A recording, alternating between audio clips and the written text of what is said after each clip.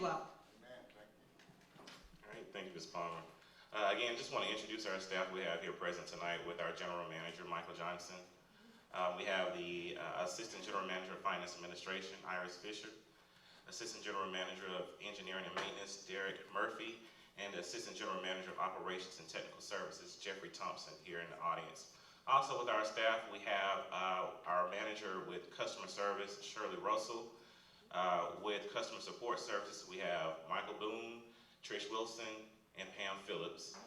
Also with Customer Service, with their team lead department, we have Valencia Johnson and Brandon C.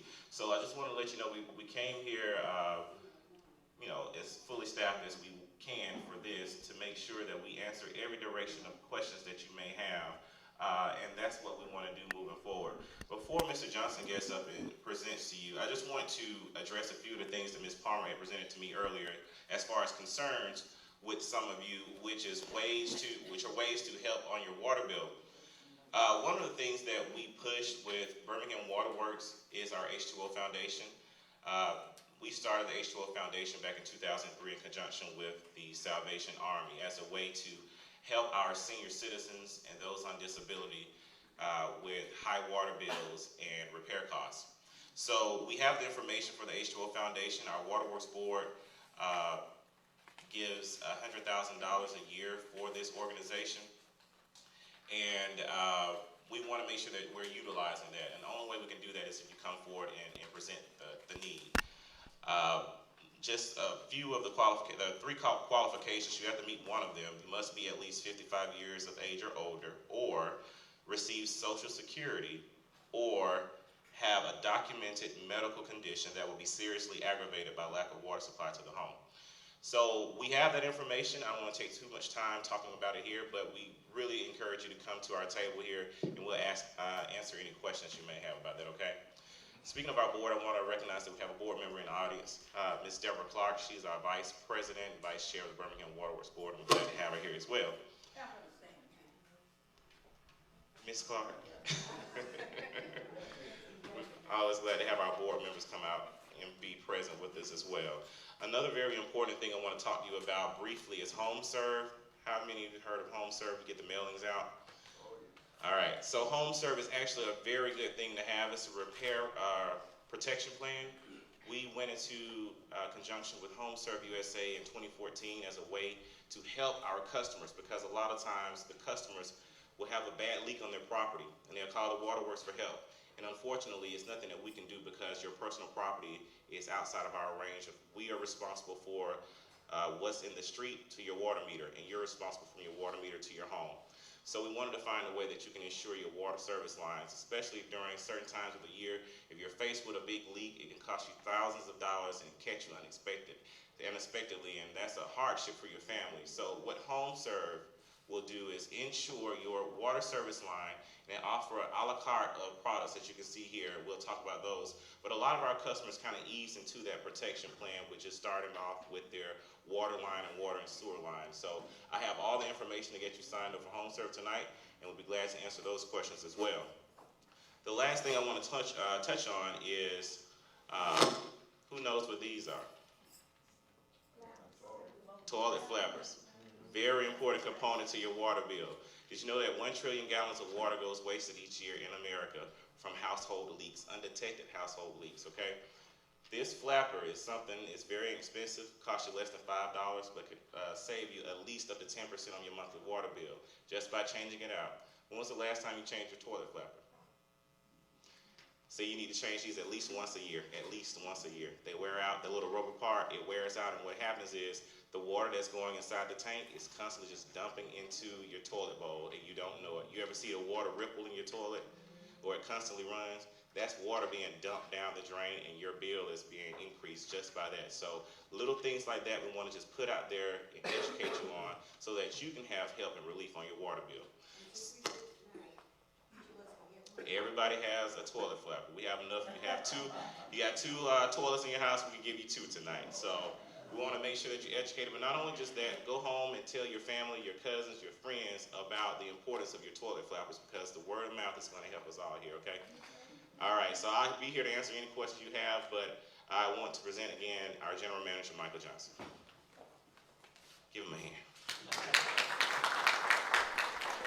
I appreciate the opportunity, and for those of you that I didn't get a chance to meet coming in, we're really delighted to have you here, and I'm especially glad that we've got staff here to answer questions that you may have. And this is your evening, but I do want to kind of summarize our budgets for you so you can get a kind of a bigger picture of what we spend our money on and why, and then talk a little bit about the rate increase. So, move over here. So to get started here, we had a 3.9% rate increase this year, and there are two main drivers for that. We have an operating budget that's $109 million, or under $104.9 million, and I've listed here some major expenditures that make up a significant portion of that 104.9. We have labor costs, that's about $54 million, and related costs. Power costs, you all get a power bill, you get your fire bill, you know how much it costs for your utilities. So power is a significant part of our budget.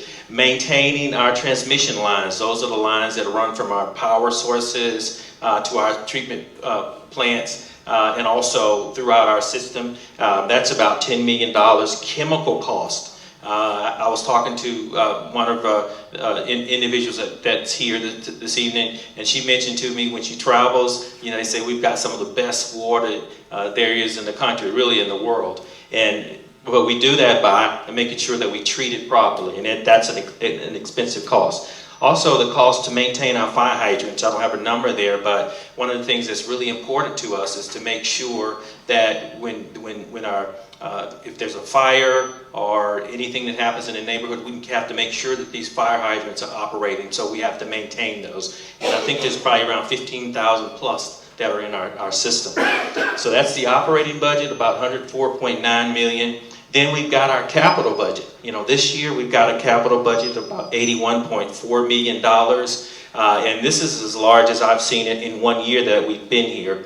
$66 million in annual payments on our outstanding long-term debt. We have a mortgage, and I'll summarize it that way. That's about $957 million thereabouts, and we spend about $66 million a year on that. And that's not unusual for a large utility. It's very expensive to run a water system.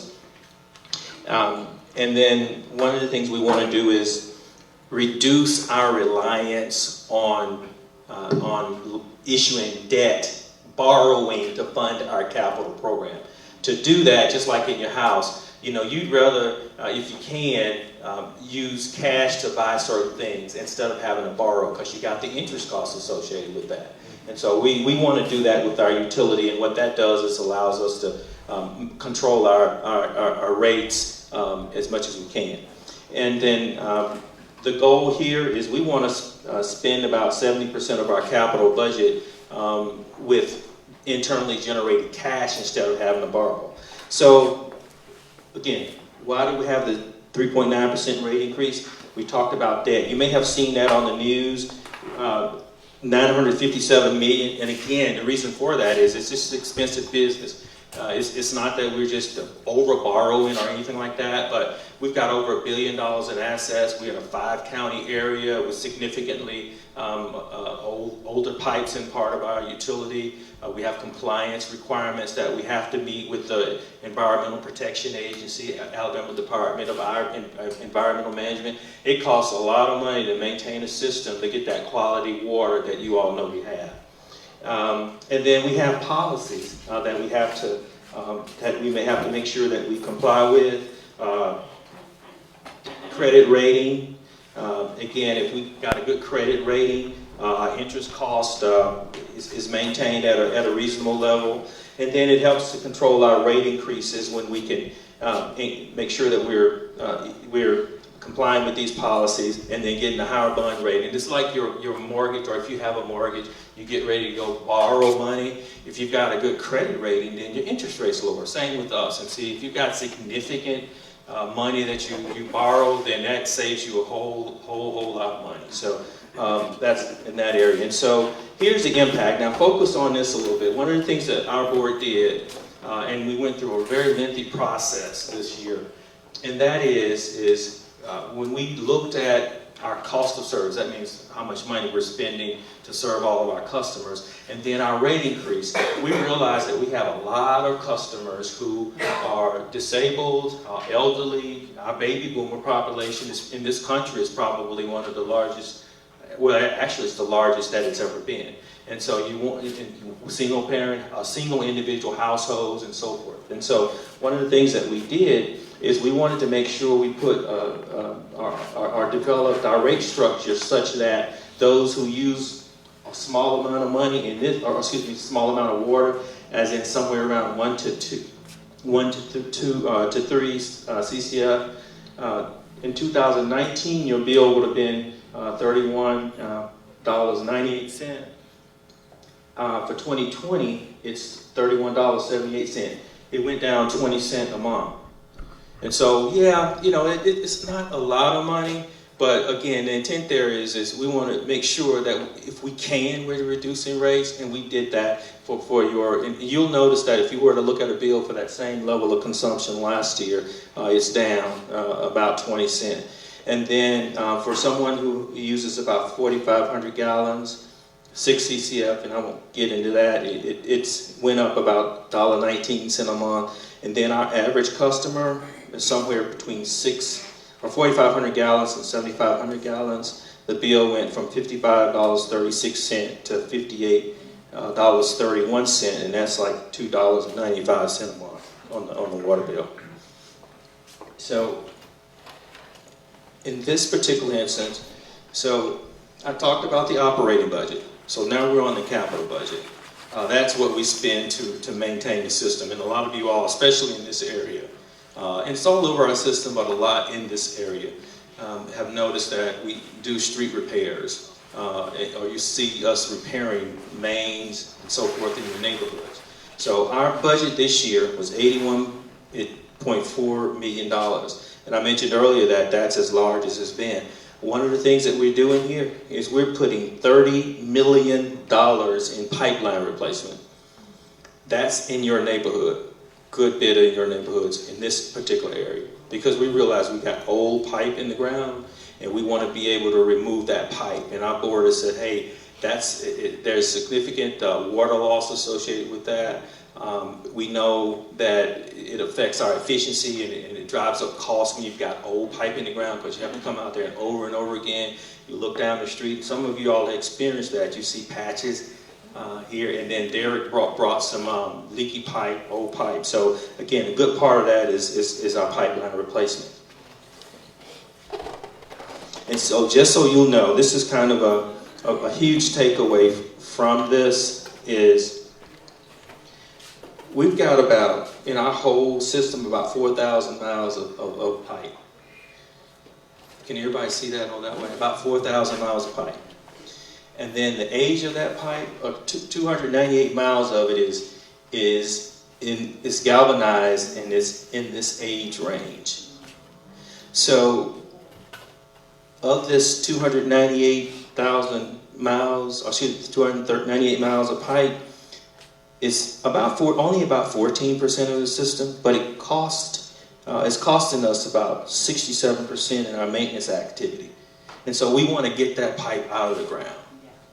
It's leaking. You know, you may see in your neighborhood, you see a truck out there one week and then it may be back out there the next week. That's why we got this old galvanized pipe in the ground. So with that, I don't have any other comments on the presentation, and unless you have questions, this is your meeting. We've got our staff here to answer questions for you. I understand some of you may have brought your bills. They're here to take notes. This is an example of some of this pipe that's in the ground.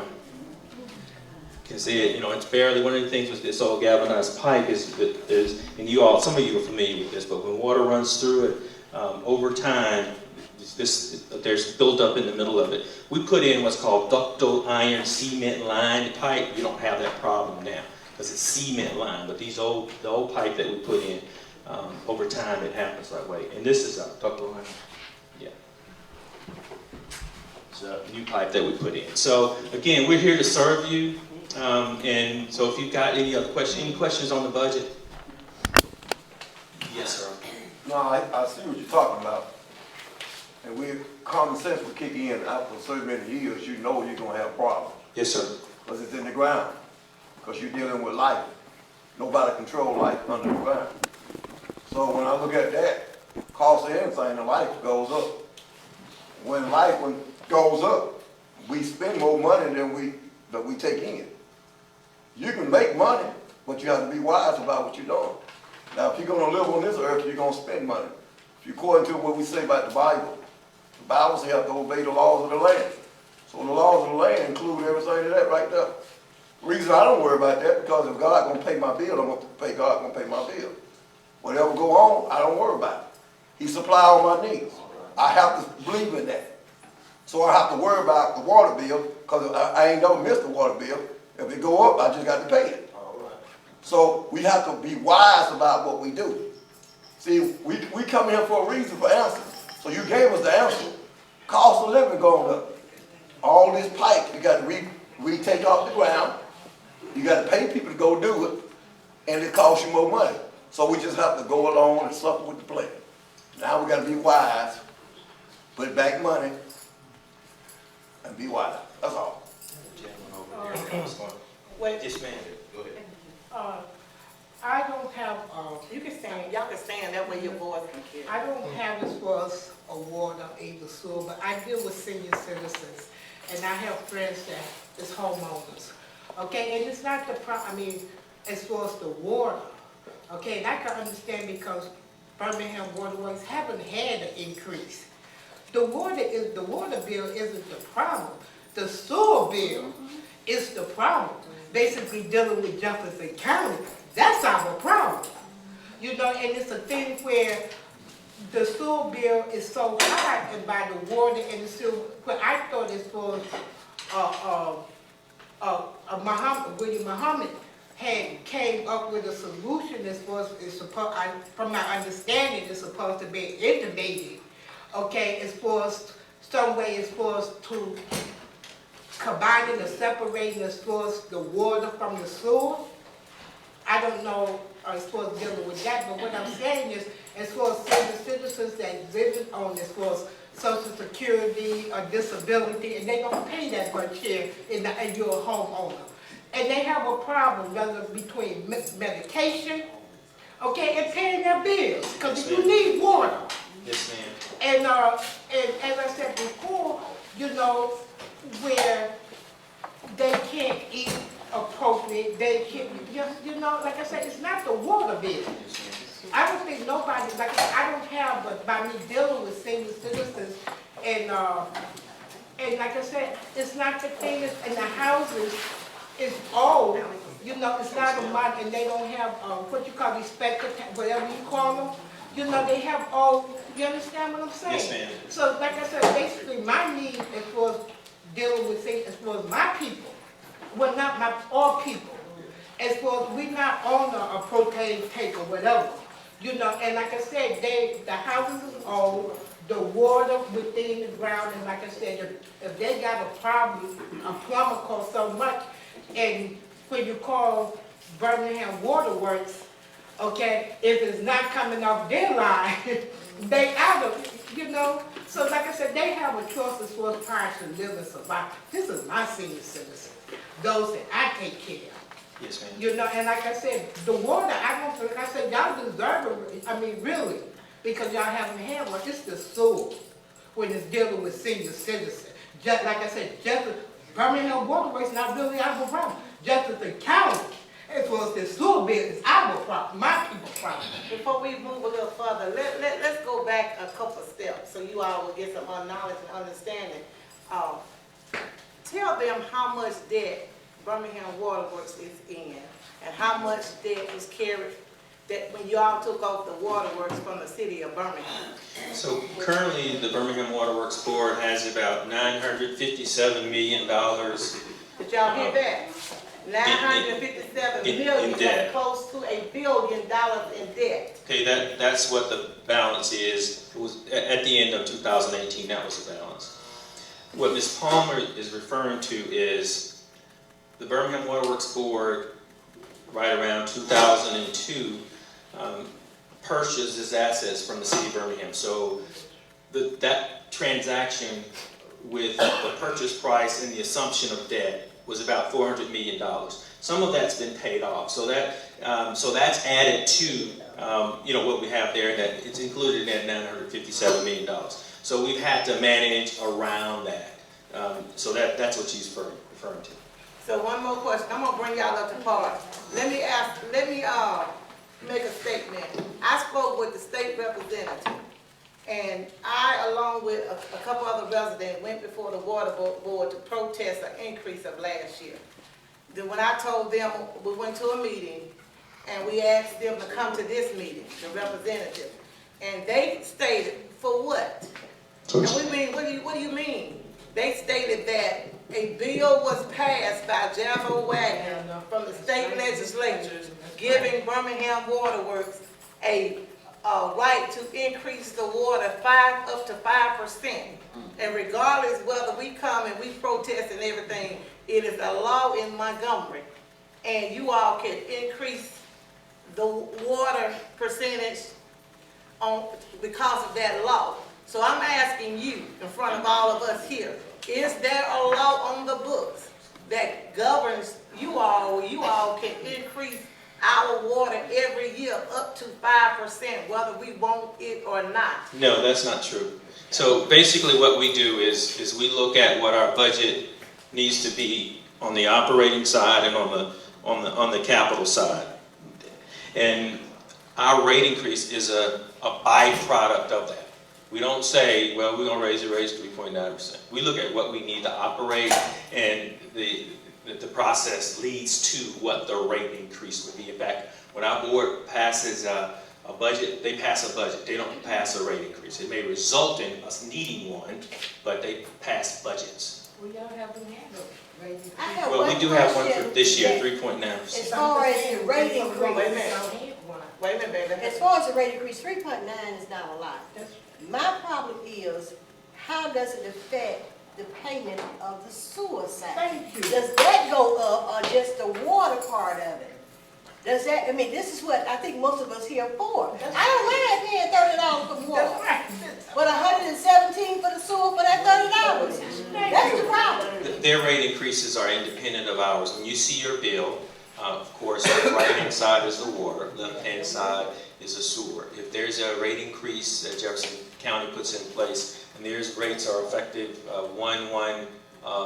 October 1 of each year, and it's 3.49%, they send that to us, we program it, and it increases the bill on their side. Ours has nothing to do with Jefferson County.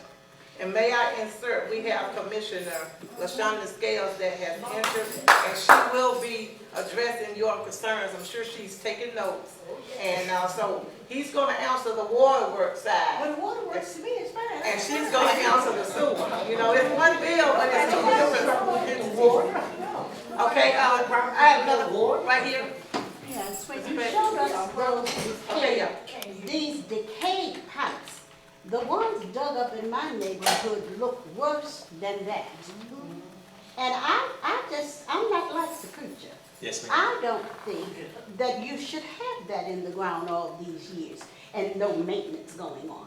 There is no maintenance in the budget. We have to deal with this for years and years. That's what I thought. Yes, ma'am. I thought you had a maintenance. And why is it that each time there is an increase, the bulk of it is on the backs of the ratepayers? We don't see it up there in the operating labor rates. Why does it always fall on the people who are paying the bill? I don't see an adjustment for us. I see an adjustment. We have to make up for whatever deficit, for whatever these rotten pipes that have been in there for years and years and years without maintenance, proper maintenance. Well, each one of us that pay a water bill, that revenue comes in and it does two things. It pays an operating budget and it pays a capital budget. And so I mentioned that cost of service. Every 5 or 6 years we do a cost of service and we set the various rates based on how much it costs. So we all get the service and we all pay for it. And did you want to have a question? Okay, Okay, I have some questions, and I mine's written down from other, people who have asked me to represent.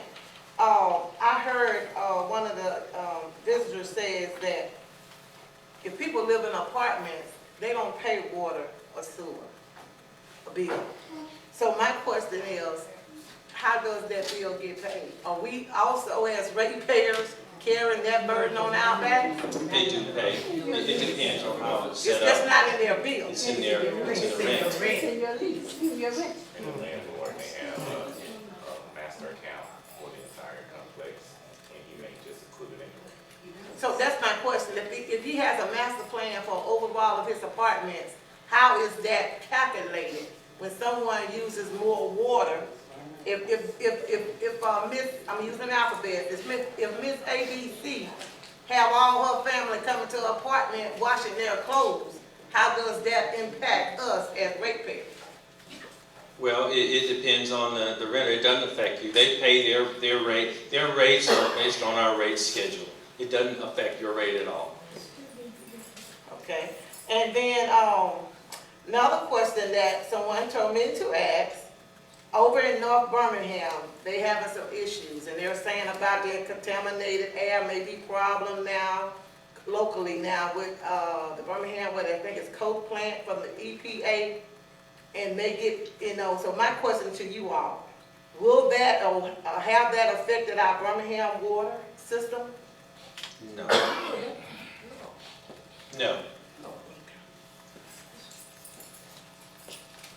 And what is a plan that the Birmingham Water Works have set before the ratepayers to reduce this debt without coming back to the ratepayers for an increase? So what we're doing is, I mentioned earlier, we want to use more internally generated cash to fund our capital program. We don't want to borrow as much.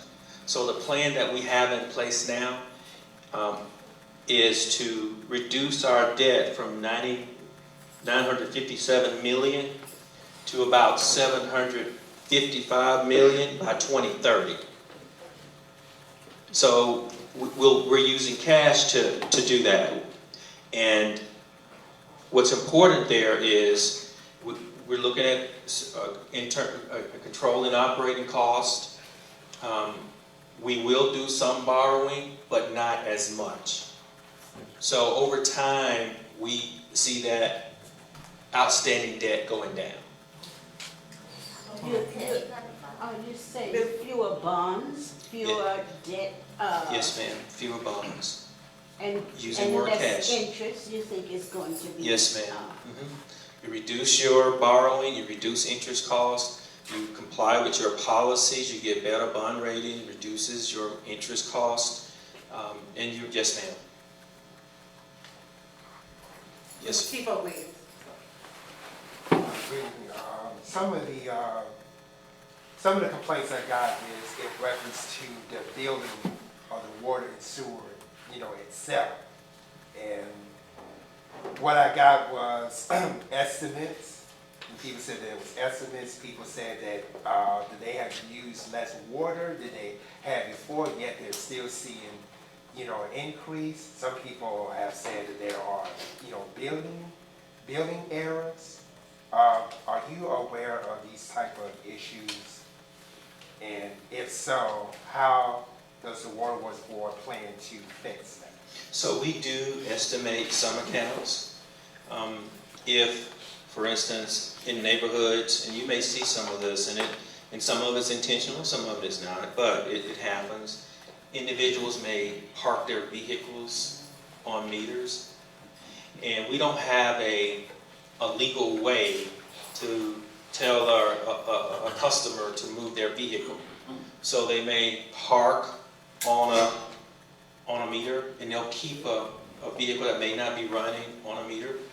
And if for some reason, especially this time of the year, if you've got someone out sick or a significant number of meter readers out sick, you can imagine they're out reading meters and they get sick. So if for some reason we may have to estimate a number of meters, we do that. But we try to keep that down around the 2,000 a month range. Now, there may be some times when we go over that. But what we do though is, even if you're following me here, even if your account is estimated 1 month, it's made up the next month because the computation of how much you use is reduced because the previous month may have been estimated. So we don't like to do that, but trust me, we don't. It doesn't result in you paying any more for water. It doesn't put you in another tier or anything like that. What about the building area? And so, what I would say there, if we've got an individual, if you know someone, we have to really look at the account and see, and go over it in detail with them, so we can determine and discuss with them what the issue may be with their account. But I will tell you, we don't, if we can have a misread meter, that happens. If there's a misread meter, then we'll adjust the account. If there's any error that's made, it'll come and say a meter reading error. And again, we adjust them, and what you do, you might see, you may get a bill that comes to you that it says, this is there's a problem with it. You may have gotten an estimated bill, and then we'll send out another bill for you. But we make all those adjustments. We have an editing team. Some of them are here, and what they do is every day actually we read about 228,000 meters a month, and we build about somewhere around 9,000-10,000 a day. They are looking at every single account and seeing if they fall in or outside of a tolerance level to make sure that they're billed correctly. But to answer your question, if we need the names of the individuals and have them to call us, we've got our reps here, and they will be glad to talk to them and to discuss their bill with them. I know we got to get to the sewer part, but in December, you all voted on it's 1.2 mil to go into an account to assist. So one of the things that was proposed to our board, to the Birmingham Water Works Board, was to set aside $1.25 million for assistance for individuals on their bills. That's something that's still on the table. It hasn't been included in our budget, and the feedback on that was we need to know more about how the program will be structured and any legal requirements that we may have to comply with. And so it's still on the table, but we haven't appropriated any money for that yet. Okay, I have one from a resident that handed me the card, and it reads, I heard on Fox 6 that the forever virus was in the Birmingham water. Birmingham was high on the scale. The EPA has been blasted for failing to set drinking water limits. What is being done? Is our water system safe? Your water system is safe. We're in compliance with any regulatory requirements. I'm not quite sure what that one is. There may have been some, but we don't have any problem. Basically what we do, we test throughout our system every single day. We test in the system, we test at our plants, we test coming in, we test going out. And so we don't have any problems with that. We even test out in the system. We have a very comprehensive plan to test our water. And we not only for chemicals added, we test for smell, all of that. So, Okay, right here. We're going to someone we haven't heard because we got to move to the sewer. Back to where you said you reduced the bid. yes, ma'am. You say you use cash when you can. Where do you get the cash from? It comes from us saving. Okay, so our revenues minus our expenses, probably we have reserves that we have to fund, and there's probably about $30 million a year that we use to fund our capital program. That's what the projection is for this year. Ms. Janice, and then I Mr. have a Trump. question about the meter readers. I sit on the porch sometimes and I see he drive by, he has this little gadget in his hand, just goes, I said, hey, I stopped. Are you really getting anything on that? You know, a reading? Oh, yes, ma'am, I'm getting a reading.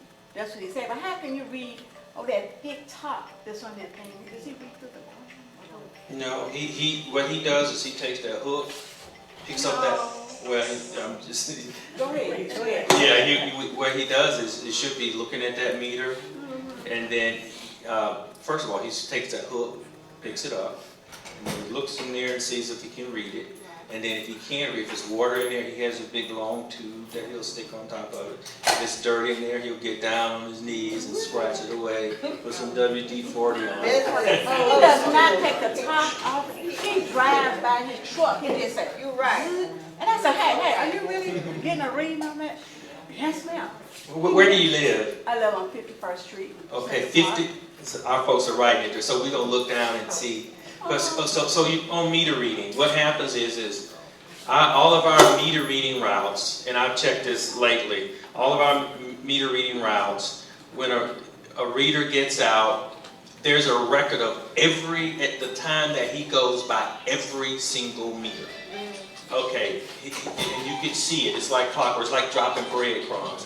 He was here, he went across the street, he crossed the street here, and so that's why I asked for address, because we're going to check it and see to make sure we know who's reading the route, and then we'll go back and look. Well, we know, we check that, we check that, and in our edit process, we have some ladies here that do that. They look at it and we know. If it's out of bounds, we know every single day if somebody went by a meter. It's a very structured, detailed process as to how we monitor meter reading.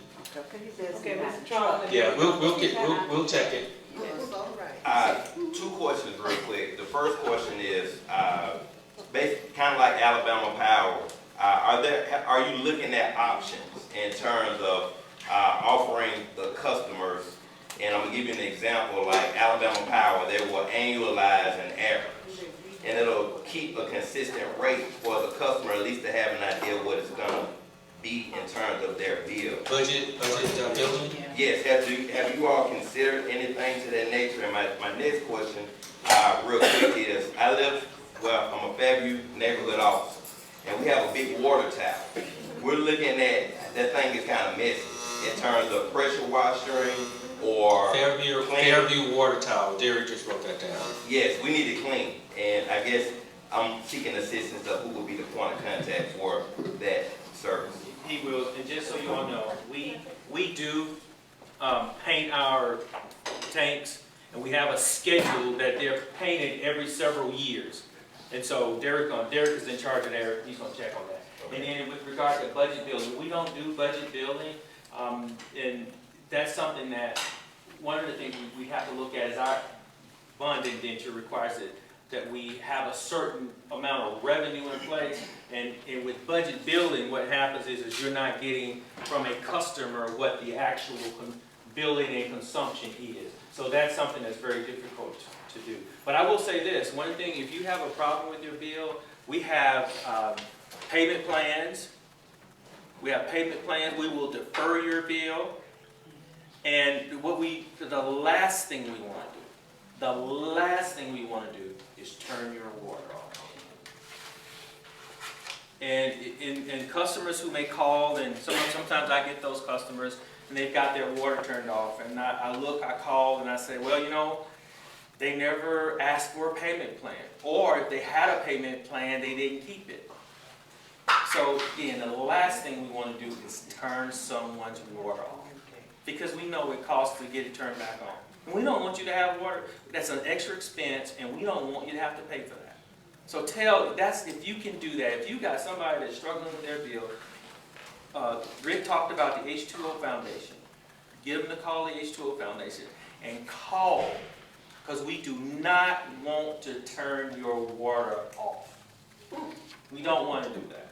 Okay, we're gonna have to go to our next guest, but I do want to say on Waterworks, on Terrace Q, I have fought to get their street paved before Mayor Bell left out of office. They did a wonderful job, and we had 2 water leaks. Now we got little lakes in the street. Can y'all get that repaired ASAP? Terrace Q. We'll get you that address right in front of the recreation center coming down. When they dig the holes, they don't come, they do a soft patch and they forget to come back and do a hard patch. And if it's not, so I think we pay enough in Central Park to make sure we get that repaid through the waterworks. Can you do that for us? Okay, we're gonna let Ms. Scales come up and Commissioner No ma'am, but we on a time schedule. He's not going anywhere, you're gonna still be able to come back.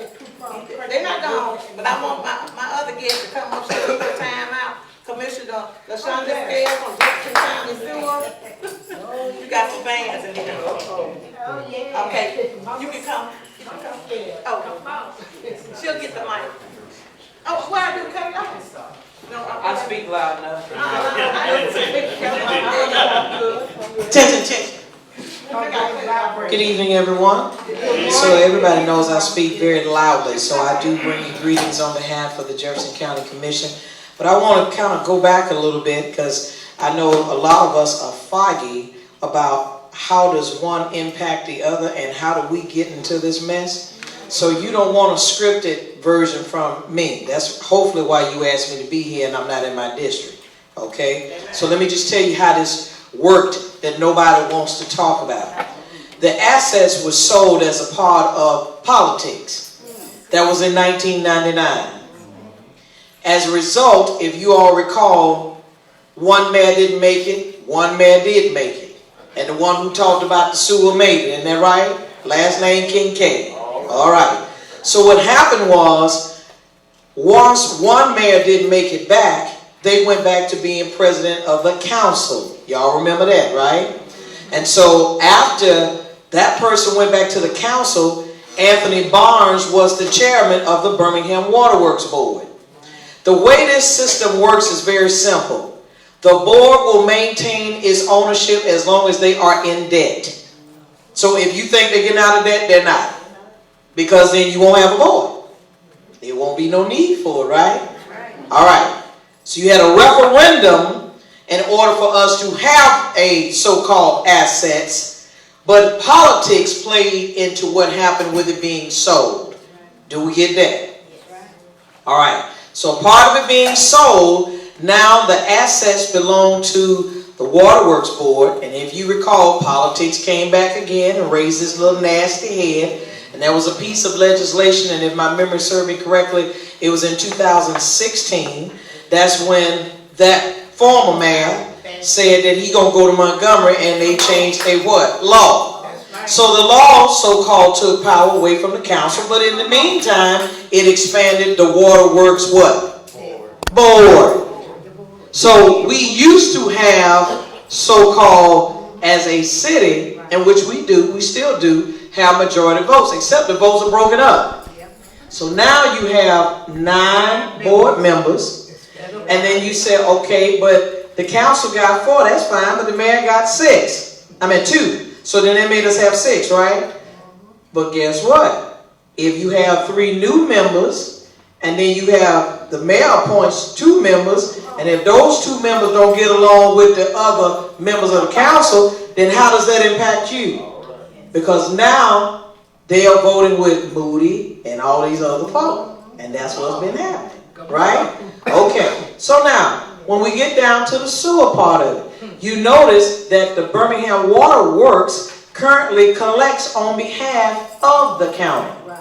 So the county, by way of corruption, and I'm going to call it what it is, but through corruption, sold bonds that, first of all, we shouldn't have been selling and at the rate in which we sold it. So some folk went to prison. Y'all know about that, right?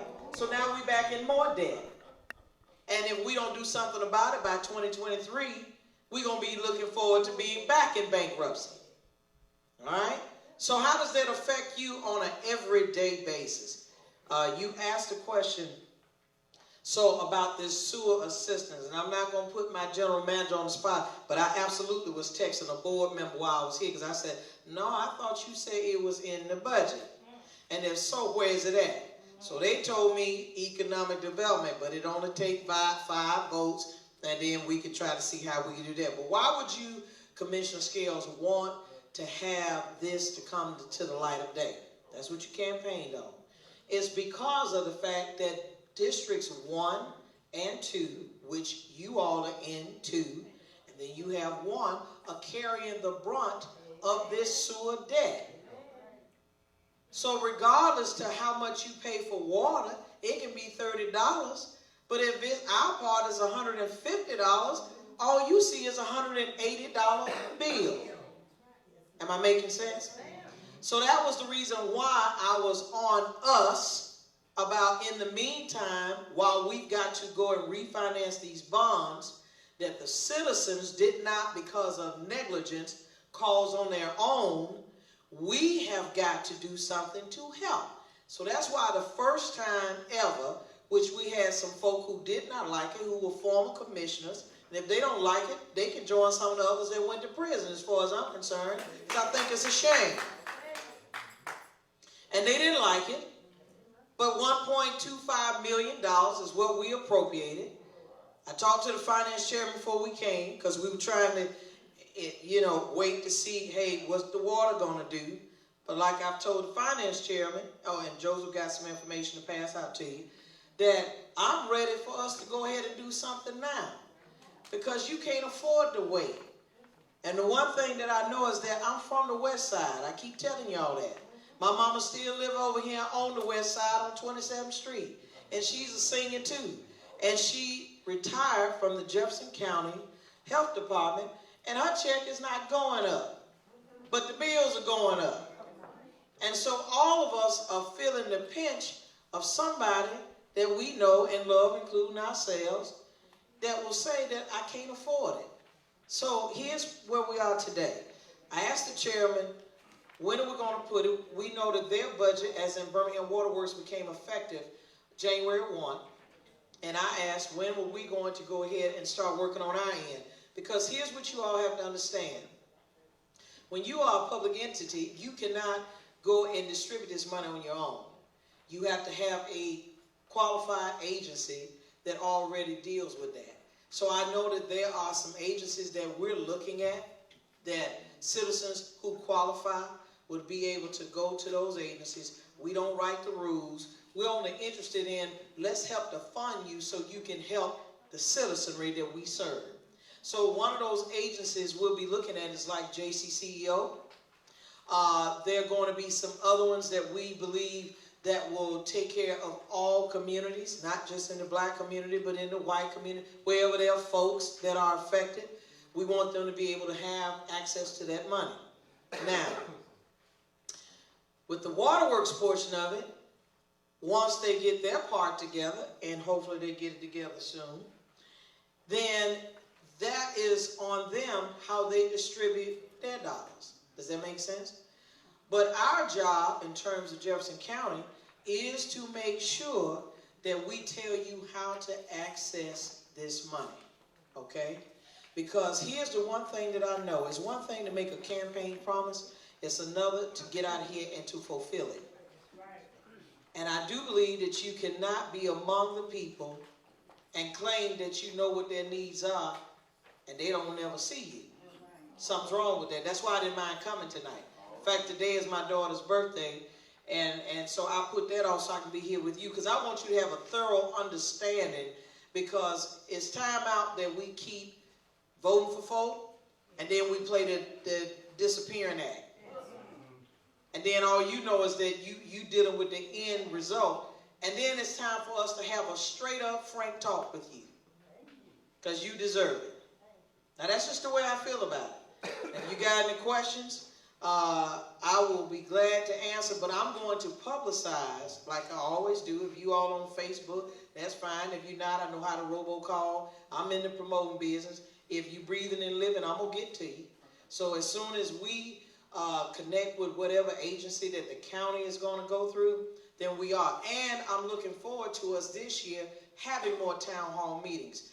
I paid personally myself, no other commissioner but myself. I paid last year for it to be at Regents Ballpark because I believe we owe you that. We owe you a conversation. And I keep telling folk, you all are civilized, but we in a society now that takes matters into their own hands. And nobody wants to have their back up against the wall. And if they feel like their back is up against the wall, then they're going to do what they feel like they need to do. And we don't want to add to the crime. Okay, so why don't we just figure out how do we sit down and have a discussion and bring you to the table. The unfortunate reality is that, as they said, a horse already out the gate, been out the gate. and you trying to catch up on foot. Am I making sense? Yes, ma'am. You ready for your question? I don't want to take away your format, but Madam President, we got you covered because we on Facebook Live. Yes, ma'am. You can put down that phone and talk to me. Yes, ma'am. The reason I'm here tonight, Commissioner, Yes. is I need to understand the billing on the sewer side. Mm-hmm. When I called, and even when they first separated it, and I went to the waterworks with Fraser and the rest of them on the board, and I asked the question, I brought the bill for the previous month before the separation. That bill was $19. Now, you know they're not separate now, don't you? No. The previous month, it was $19 complete. Okay. The next month, after they separated the water and the sewer, it went up to $70-some. So I asked them, how did they get 70 out of 19? So I need to know how they bill the sewer side. How much money that goes back into the sewer and how much for waste. That doesn't go into the sewer. So I never understood that. So let me tell you, based upon what was discussed in our town hall meeting, that's why I'm going to have another one, so that you can hear from officials from the county, so that they don't say, we didn't say that. Yes, you will say it, because the commissioner is going to ask you to say it on the record, okay?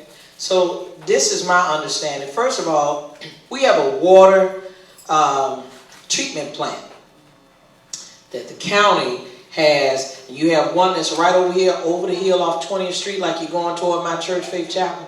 Look over to the right-hand side, and it's Village Creek, right? So, yes, a portion of that go to that. But let me just be honest with you. The majority of it is going back to pay those bad debts on those bonds. Thank you, that's what I think. That's what it is. We're repaying that debt, supposedly. That's what they're saying. And so I'm going to see, and I want to use the emphasis on supposedly, because I'm finding out we may not have paid a dime on it yet. Okay? And so there's no need of lying about it, because what's going to happen is that those bonds are what they call callable bonds. And in 2023, if we don't have a plan in place like within this next year or so, it is going to skyrocket. And we've got to be honest about it. Because it's almost time for those bonds to be refinanced. Am I making sense? And from the way it was told to me, yes, it came about through corruption, but that corruption led to bad credit. And then you had some folk who are over these bonds that were financing the bonds. Then they said, well, since you have bad credit, then this is what we're going to give you, which we thought, or at least I thought before I became a commissioner, that these are what they call fixed rate. In fact, they were variable, and we had to take it because of the fact that we had poor credit. Yeah, so you know it's the difference between a variable rate and a fixed rate, right? And so the fixed rate is what we don't have, which is why it keeps moving and moving and moving. And then supposedly it was stated by one of the other commissioners, who's not on the commission anymore, said, oh, we're only going up by 3.4%, and that's what we worked out. Well, that's what you worked out during an election year. What I mean by that, that's the rhetoric you sold us.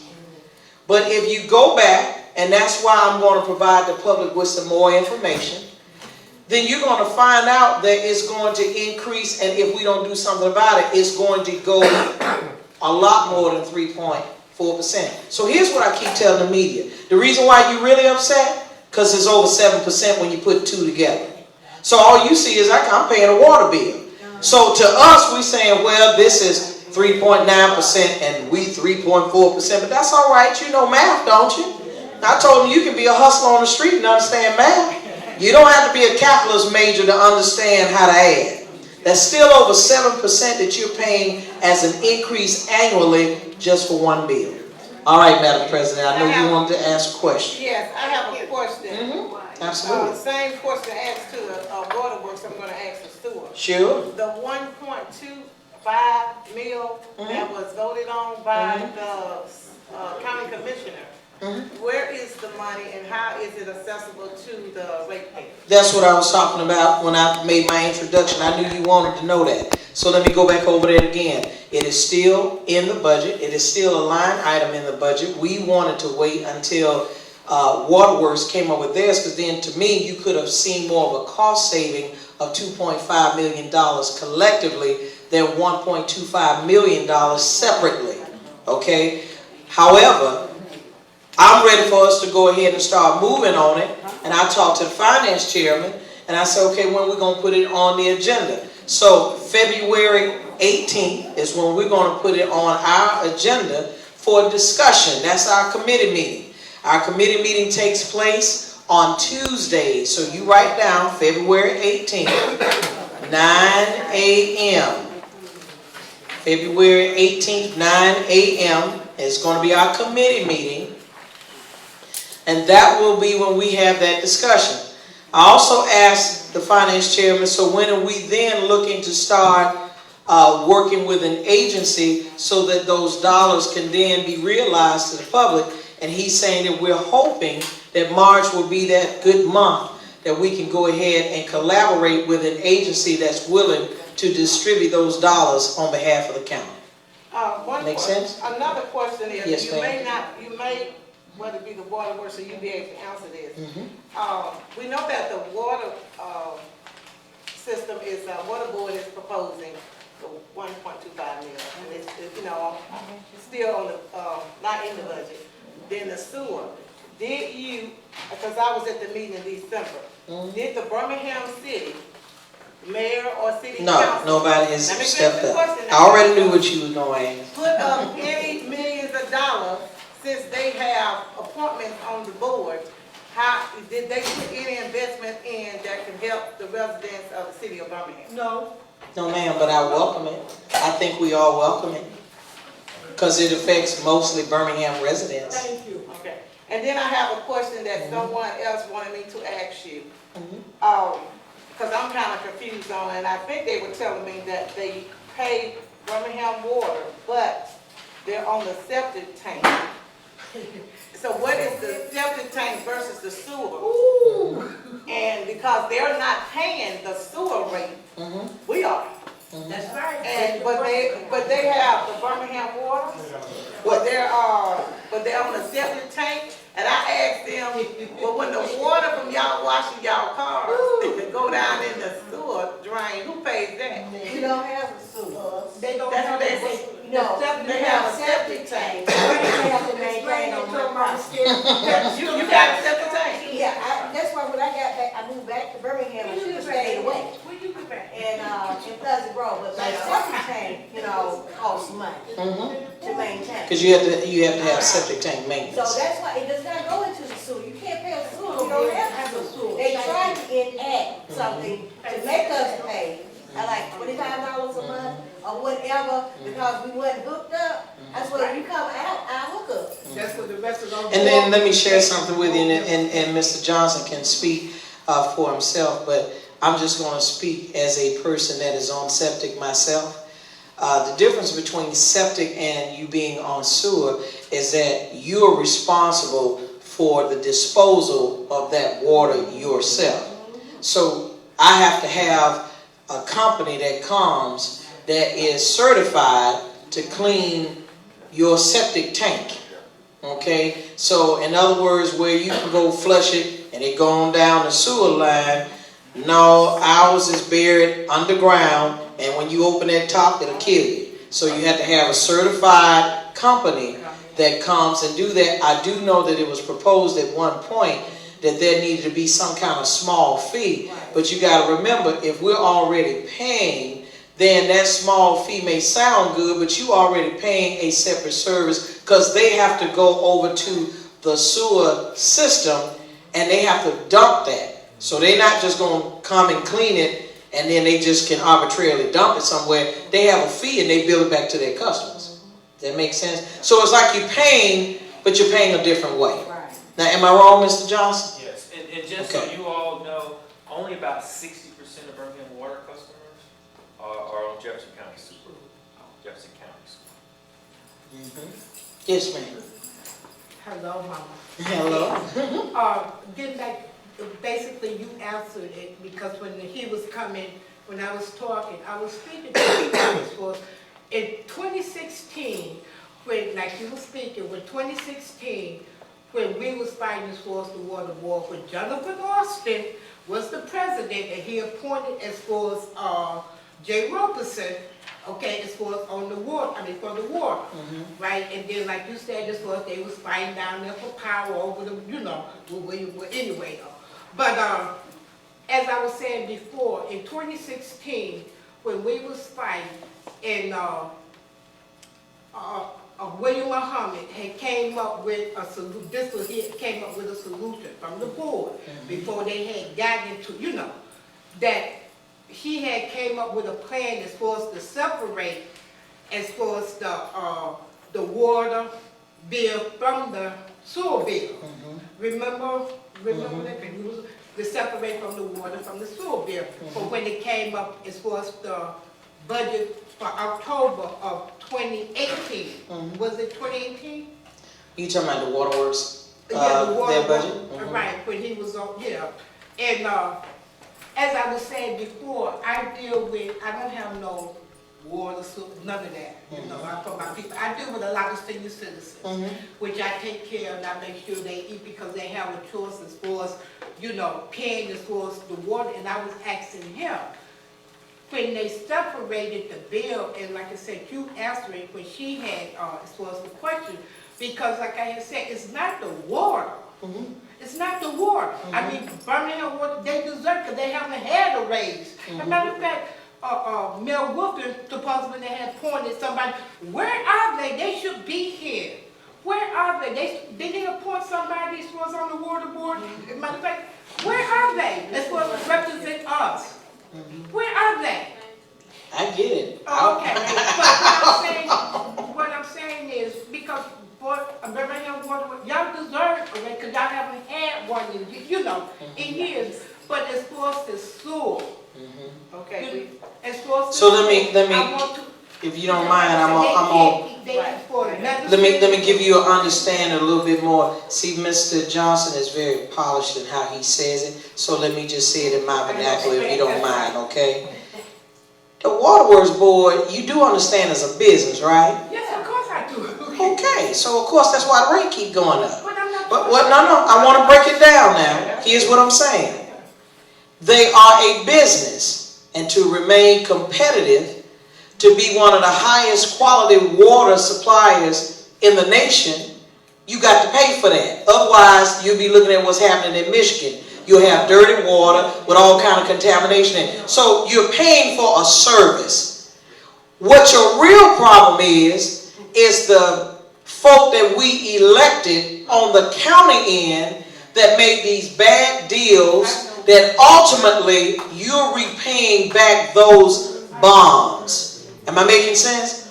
So while the county may be providing a service, they also through that service with all of that, those different underground construction work and all of this stuff that would really, in my humble opinion, I don't speak on behalf of the commission, I'm talking about from me being a citizen and what I'm privy to, you paid more for things that you didn't even really have to have.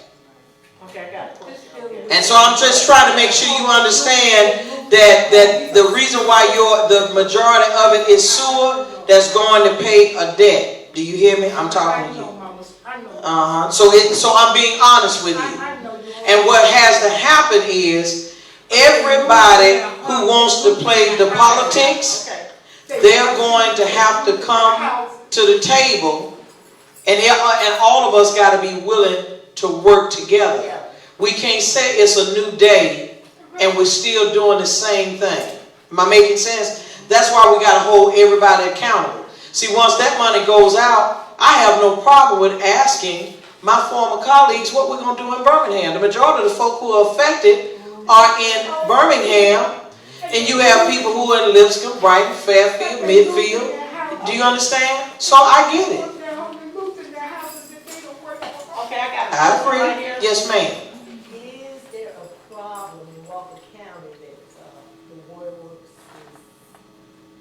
doing something about water's not clean down there or being contaminated in some way? No, ma'am, we don't have a problem. But I'll say one of the things that we do, and Jeff introduced himself earlier,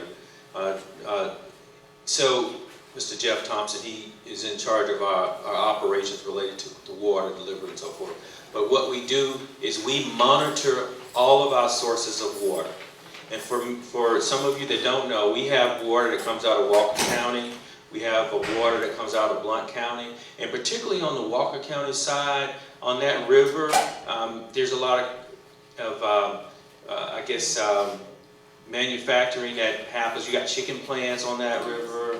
You've got mining that's happened up. We're a big mining community. So we're always watching those sources. And so if something's coming down the river that we need to bypass, we're a big enough system and a complex enough system that we can route to other sources. So yes, there are things that happen, but what we do is we try to manage that so that when that water is brought into that intake up at our, and sometimes it comes from about 35 miles away, we're watching it and we're only getting water that we can treat properly. Okay, well, thank y'all so much. And Pat, I see your hand. But I want to do, because I want to do some quick briefing, and then we're going to let them be able to mingle and talk with you all. So that way I know Commissioner Scales, y'all want to thank her, not just her, but all of them for coming tonight and answering your questions. Let's give them all a hand. The team, Commissioner Scales. Oh, we're not finished. But hot topics, I'm going to do a hot tips from the Neighborhood Advocate. And this is for all residents and everyone out there in the land of Birmingham, Border Works, and Jefferson County. If you go to an assistance program at JECCO and you get approved for them to pay your bill, but you go down there, hold on.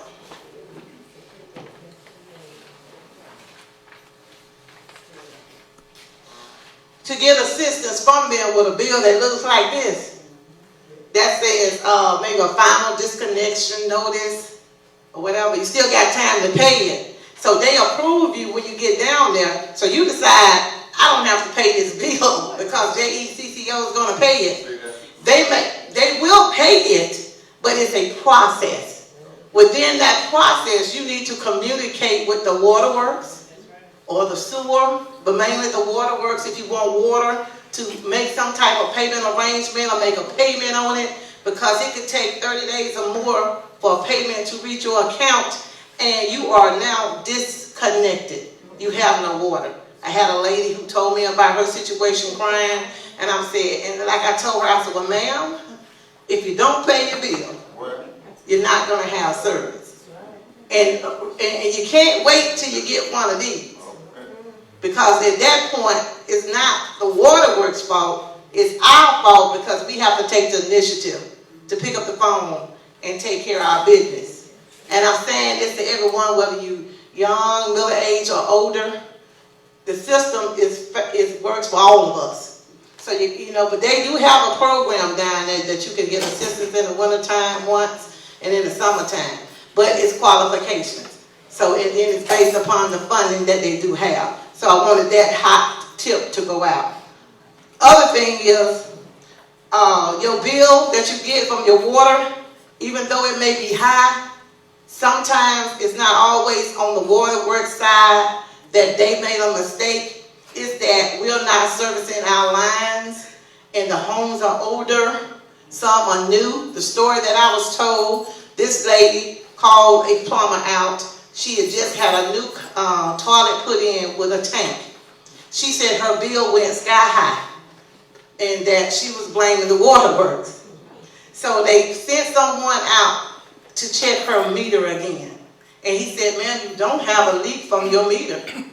He just told her. He said, so you need to call your plumber to service your home. She's like, oh, no. So come to find out, a plumber came and replaced her toilet and her tank. It's still, next month she still got a high bill. She called another plumber. He found out that he set her tank float so high that every time she flushed, the water never went off because the water kept falling into the open, and which caused your water to continue to run because the bubble is not catching to shut it off. And that was the reason why she was having a high bill. And not only that, outside, you got to check, especially in the cold, when you got your water faucet on the outside, you may have a leak or something that's busted around there. Someone has just told me that's possibly, a plumber said is the reason for their leak. So what I'm saying, eliminate all the things on your end before you actually go off on the waterworks. Make sure we take care of our home, under and inside. Once we've eliminated all those problems, then you call me, and I'll go with you down there to the water board or the sewer, and we'll handle our business from there. But we got to make sure we dot all our I's and cross all our T's. So that was the hot tips for the neighborhood advocate for today. Ms. Bell. Okay, this is quick, because I know the commissioner is going to talk to us about that star that the governor's been talking about. But real quick. How you know that? I thought you said so. No, Somebody said something about the star.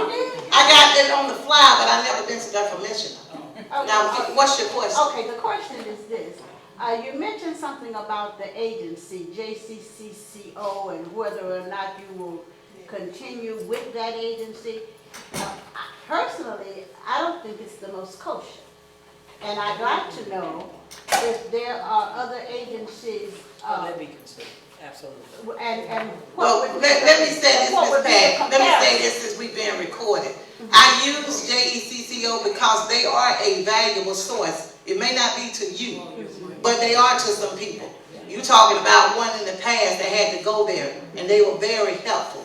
And there are churches out there and other systems that do the same thing. So we're not here. Yes. But at the same time, we got to make sure we got all our I's and T's dotted before we go to these assistance programs. That means when they require you, you need to take that information or you're going to get denied. I mean, all it takes is one thing you missing and you're going to be denied. So we got to make sure, and I'm not here and I will not stand before anyone to downrate any organization, any assistance program, any company, because that's not what the Neighborhood Advocates for Justice is about. We're about resolving issues. So I want to correct that because they're recording. There's no hardship on JECCO. I think they're a wonderful program. They service the people that that applies, and we want to continue that service. Like you said, it's government funding. You know, maybe what you need to do is get a little bit more understanding about the program, and it may be assistance to, you know, those that's in question about it. So that's what I got to say about that. So, the STAR, the program, I put this on here, and it's going to be very brief. The STAR, I got you a flyer too, back there, is a new, it's really not new by reading, but it's saying that on your license, if you, let me read what it says, so I'm going to make it up. And then I got copies for people, off the line for someone to have.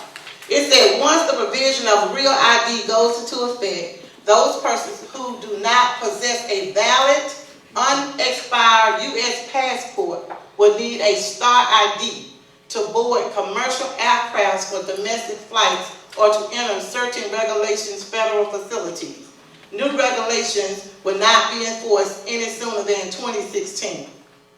STAR ID is available to qualified individuals at driving license examining office operating by the Alabama Law Enforcement Agency. County probate court and license commissioners will continue to renew standard license and ID cards, but they are not authorized to issue a STAR ID. So with that said, I went to the Department of Public Safety here in Birmingham, Jefferson County, and they gave me what they had. And she told me to let everyone know there are requirements on the back of this and on the form, that other form I'm going to give you, to read it very carefully. It does not have anything to do with you voting at this point. I don't know what the future holds, but if you fly or you certain government agency you want to go into may require that ID. So this month, if you got a new driving license renewal and did not get the star, when you go in October, say you want to get the star, you will have to pay for another renewal of card. The star is free, but they call another card with the star is another $30-something. So when you go and renew your license, you got to take a birth certificate, social security card. We're going to get this information out. The documentation with you. If you go down there and you don't have the documentation, you still would not get the star. So you make sure when you get this and read it, you have the right documentation. You can also get it if you have just a valid ID. Like you don't have a driving license, but you have that Alabama ID, then you can also put it on that star. So I'm not the professional one, but the knowledge that they gave me and the information, that's what we're here about. The neighborhood advocates is about making sure that we give the knowledge that we receive to you all, because the Bible says a lack of people with a lack of knowledge shall fail. Shall perish. So did you have anything to add with the stuff, Ms. Commissioner? No, what I was going to say is if travel is not your main thing, I would still say make sure you go ahead and get it. And if you don't have access to your original birth certificate, go to the Jefferson County Health Department. And it's the one that's over there on 6th Avenue. And you can be able to go and get your original birth certificate there. And I will say this, I'll work along with Ms. Palmer. If for any reason we have seniors and different people who don't have the ability, whether it be through transportation or lack thereof, we'll find ways to be able to help you so you can get your social security card and your birth certificate so that you can be able to do it. And maybe we'll look at some other ways of how we can help assist, especially our seniors, how we can be able to help some folks to get that started. Because that's basically what it is. It's more or less, it's my understanding, is more related to travel. I did want to say this, are we about to close, Ms. Palmer? Yeah, you can go ahead. Okay, so let me say this though before we leave. How many of you all know that we have an upcoming election? Yes. What's the date? March 3rd. Okay. And the reason why I'm saying it to you like that is not that I think that you're not the smartest, brightest people in the world, but I want to know that you know. A lot of us say that we're so sick and tired of certain things, and I question just how sick and tired we are. If you all haven't noticed, Ms. Palmer, I know I got my bass in my voice. I'm speaking on the microphone. All right. I'm concerned that I'm not hearing enough about you going to vote. I don't know about you, but I'm concerned about that. You all do know whoever shakes out of the primary is all you got to work with in the general. You know that, right? So Super Tuesday is March the 3rd. Some of your polling places may change. For those of you all have the ability to write, and if you don't, pull out your cell phone right now. I want you to call over to Jefferson County Board of Registrars. So, if you love President Obama, and I did, and I wish you black folks, especially in this room, learn what your black president did for you, in spite of the fact that you gave him a Congress that wouldn't help him to get nothing accomplished. And he still was able to do some things that the average president couldn't do. I'm just telling you now. Now that you got somebody y'all want to talk about and all that kind of stuff, that's fine. Maybe you missed the other one that had some class. Now I'm done with that. But nevertheless, you need to know where to go vote. I want you to call ahead of time so you're not frustrated and pass along accurate information. We got to know not only where we're supposed to go vote, take the proper ID. You do know now they have this little board, computer board you have to go through now.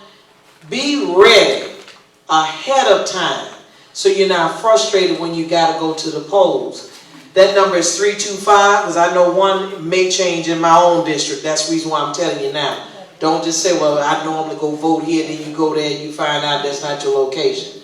So it is 325-5550. 325-5550. If you have internet capability, Alabama Votes with an S.gov.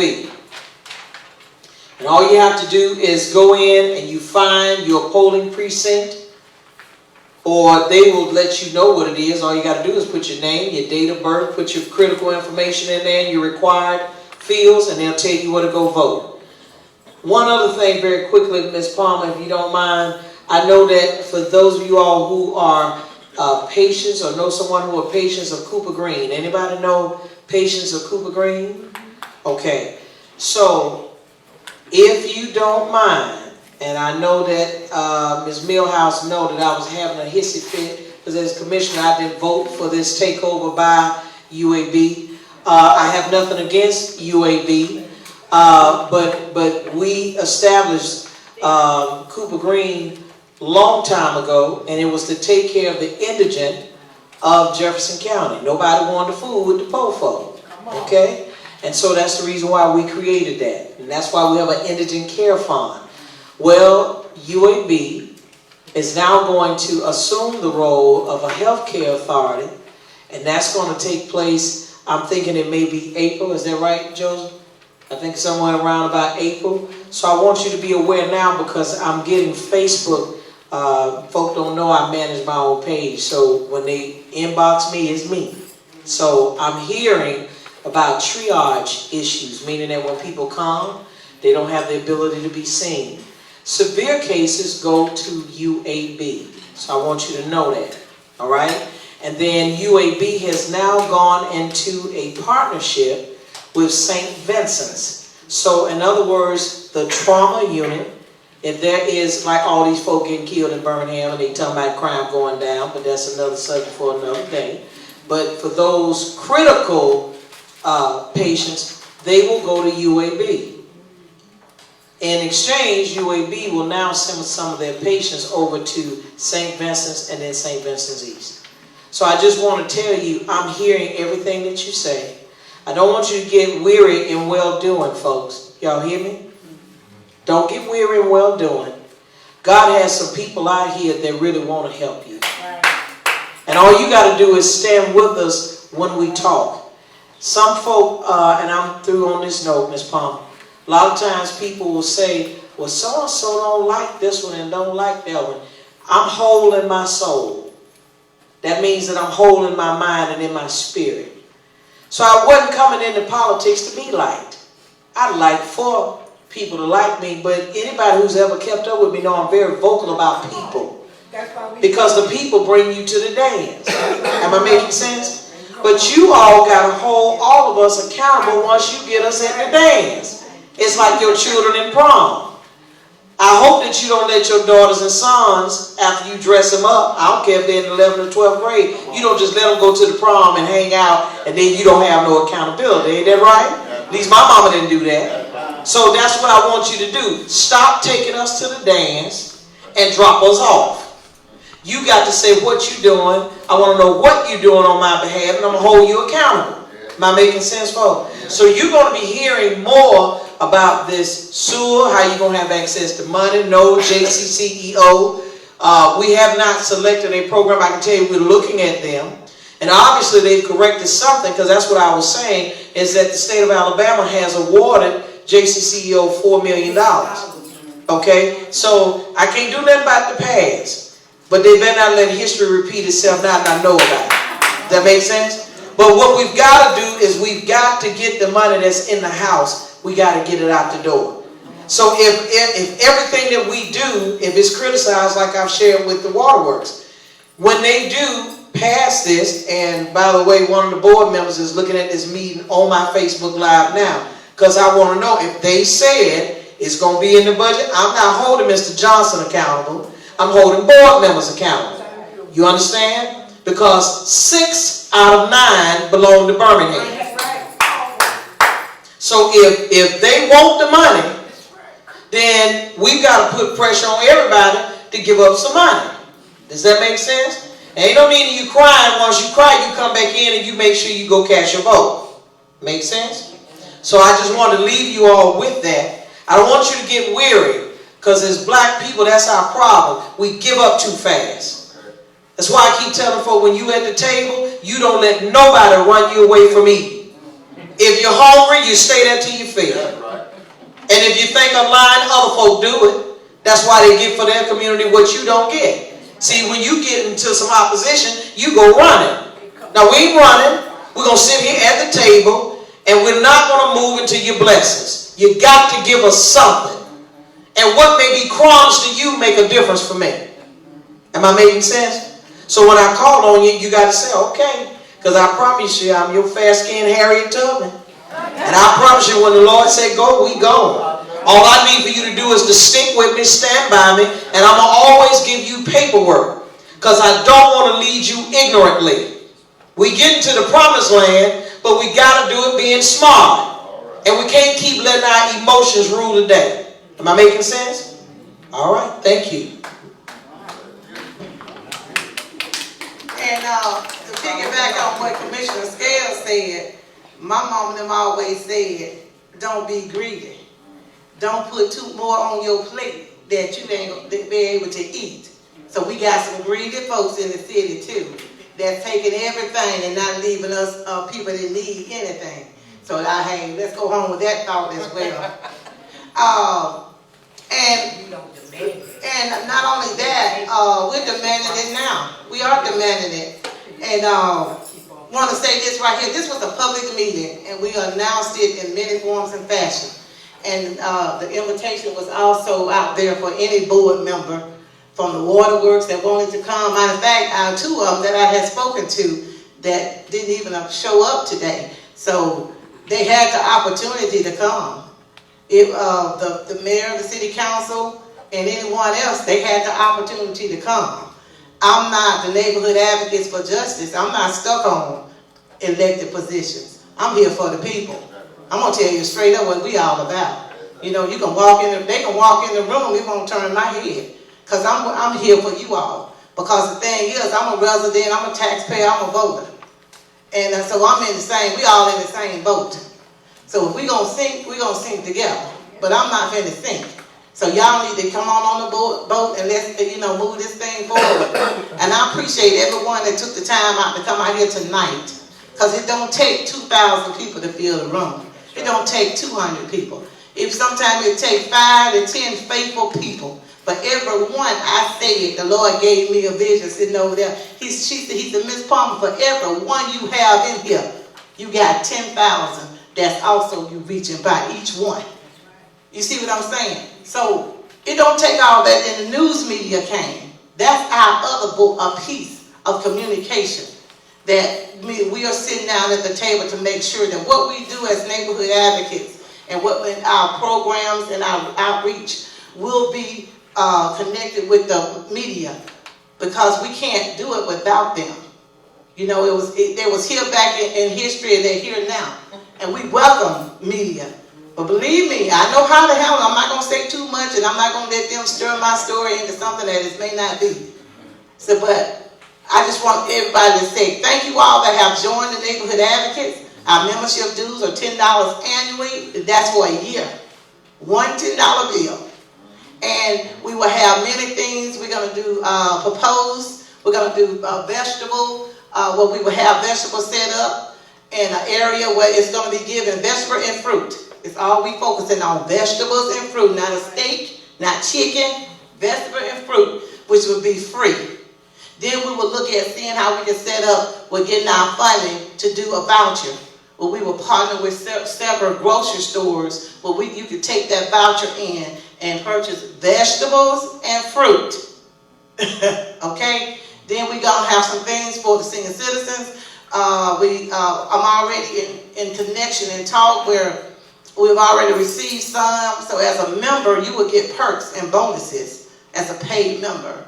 And that's like cleaning supplies that are being given to us. And then we'll be able to share those with the members. And then we go spread it abroad to other people. So it's a lot of things we're going to have. The youth. Oh, the youth. I will not stop feeding the youth. We're going to talk about crime. We're going to have some programs. We're going to engage with some other nonprofits that deal with youth. to embark on what we can do to save our youth before they get out of elementary school. We already know about the 13-year-old recently, and then our parents.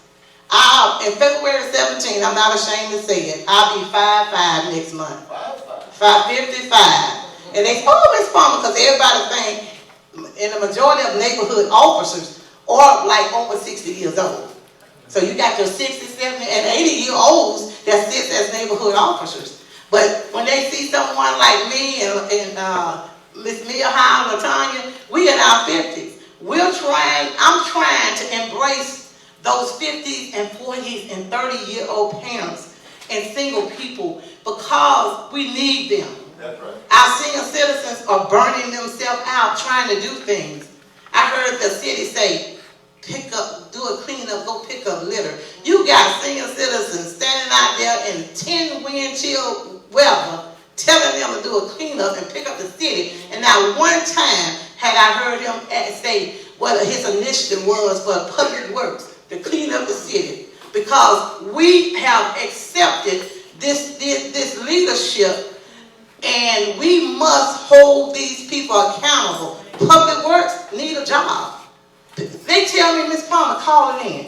We need to work. We need overtime. But why should we have our grandmamas and great-grandmamas out there picking up trash? And it's just so, it don't sit well with me because I don't want my mama out there. I have been out there, and it's drugs out there, it's needles out there, snakes out there. I'm going to tell you something, I'm going to shut my mouth. When Mayor William Bell was in office and we had a meeting like this, and someone jumped up and said, Mayor, can we do a cleanup? Can the city allow us to do a cleanup? He stood up, he said, listen, no. He said, I'm going to tell you like this. I, as mayor, will not and cannot and won't give you permission to do a cleanup because you are not an employee of the city and we will not be held accountable. Whatever you do out there is upon yourself and it's your liability, not on the city. So please don't go and say, Mayor Bell said, clean up the city, because when you get hurt, Mayor Bell is not paying a bill. I respected him for that because truth needs to be told. If you out there, you get hurt, you don't have liability of insurance with the city, but Public Works does. So the man that they call Public Works in, they got a little crew. They on the south side cleaning up at night. All day, they clean up the south side, they clean up downtown. Why y'all can't demand that they come to the west side? Why is it that we get different treatment? That he comes over here and gets on the TV and tell every single citizen standing there with him, have your cleanup, do a neighborhood cleanup, do this, do that. It's just something that gets inside of me, and I'm like, no, because guess what? That could be my great-grandmother, my mother, my grandmother, and I don't want her out there doing that. But we got our youth, and we got other people, children, coming into our neighborhoods, building, painting, cleaning up, UAB students. But why can't we, the mayor and the city council, go and embark on our youth and get them to help do neighborhood cleanups? Train up a child the way he should go, and he shall not what? Depart from it. Thank you, Deacon. So again, I'm going to shut my mouth. If y'all want to mingle, they got supplies and everything. We will be doing this again, not with the water works. We're going to stay. He knows we're going to go to the water board. We're going to stay engaged with the water and the sewer. And before y'all go, Commissioner Sheila Tyson is in our District 2. This is her district. She was invited. No, she's not. Sheila Tyson Commissioner Tyson was invited. I called her office. He took a message. I called her cell phone. I have yet to get a response from her. So I don't want this to say, why Miss Tyson went here? She was invited. The county commission office, I left a message there. They were invited. When I called Commissioner Scales, she promptly answered and said that Ms. Palmer, I'll be there.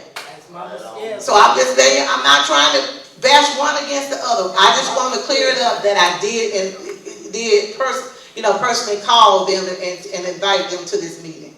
So, and I thank my waterworks and my whole staff. We throw our whole staff over there now, and all this right here. So we do see some of our money.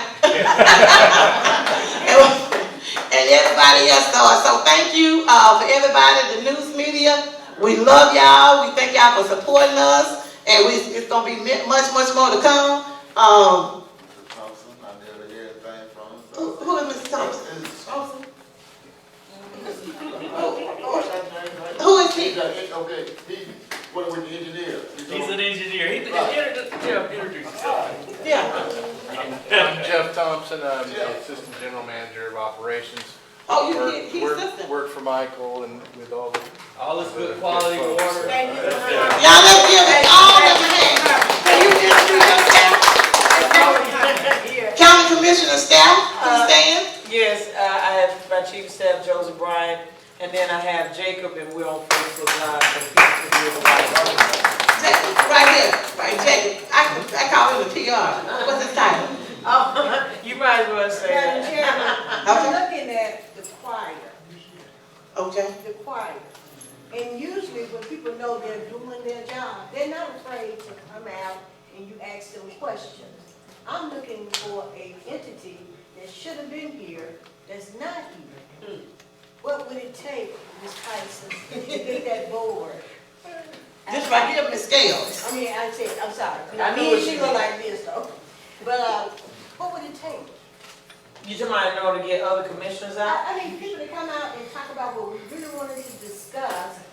And although you did, and I know probably no more than you know, because I represent the council and you're a little bit. So, it's all right. The people that we need to talk to Right. never come. Who is it that you're particularly talking about? I need someone sitting on that board for the sewer. I need to But meet. She's a commissioner. I'm talking What about. board? You trying to sewer board? Oh, you mean the waterwork board? No, I want someone from the sewer board. Well, see, But that, because the way the water talking, they can't answer the questions. Like, okay, I'm asking. Jefferson County doesn't have a board. Board. That's Well, what I'm we saying. need someone that come out here to tell us what's going on. So what, right, so here's what I'm saying. So that's why we need to have an understanding. The waterworks has a board, and they are a board of 9. The county operates differently. So that means that you have a county manager with 5 commissioners. And so we have a county manager act, and so the county manager handles the day-to-day operations of the county, but he has to report to quote-unquote the commission. What I'm asking for is this. If I asked him a question, he couldn't answer it because he does the water. Okay? I want to know, how does the sewer get billed? They're telling me with so many cubic feet, Right. it goes back into the sewer, how much that costs. Right. And then water that never makes it there. Right. I want to know, how do you determine that? So then, good How was question. that So here, determined? Okay, so what, let's So the really do this, person because I don't want to hold everybody. What I'm going to do is let do my prayer for dismissal, then you all can have a one-on-one, and you might want to meet with her I one-on-one. think everybody here wants to know that. Yeah, but I don't have the, No, but So you- yeah, but hold up. This meeting has a time limit. I don't understand. So that means that when my time limit is up, y'all gonna have to extend your limit personally to speak with the council, to the commissioner. You see what I'm saying? Because what you wanna know, you need to speak directly with her. So I won't hold everybody else up, because everybody else, hopefully everybody got what they can, got some information out tonight. Oh, okay, then come on, Mr. Chief, let's do the prayer. Then you can still mingle with her. You got it. This is, I got a text, and this is from George Monkus. He said, let the people know that George Monkus would have attended if he had known about the meeting. So I'm just passing the word for him. All right. And it's not to be disrespectful, it's just that I know her daughter's birthday is tonight, and she told me that prior to coming, and I don't want to hold her any longer with her having to go to an engagement, and I want to be faithful with my word, so she will come back. Come on, Mr. Chief. We're gonna do, the prayer, and then y'all can mingle, we're gonna get the little goodies. Okay, you all just got a little attention for the prayer. Oh, Father God, we come to you once more, thanking you for this day. Thank you for this meeting, Lord. I've heard about the ship. I've heard about the land. I've heard about the water. I heard somebody said that everything will be okay because the Lord let us know. We continue to hold on to him and he'll direct our paths. Now I heard somebody say the ship was full. I want them to know that the ship might be full, but let's remember, you got something down, you got somebody down below just waiting for you to wake them up, and everything will be all right. So Lord, as we travel back to our homes or wherever we might be on our way to, and to answer the questions that need to be answered, they have time to answer some of these people's questions. Lord, please be with them. And as we go home, I pray that the Lord continue to watch over us. This is my prayer. Amen. Amen. Okay. Now you all can bring up the water.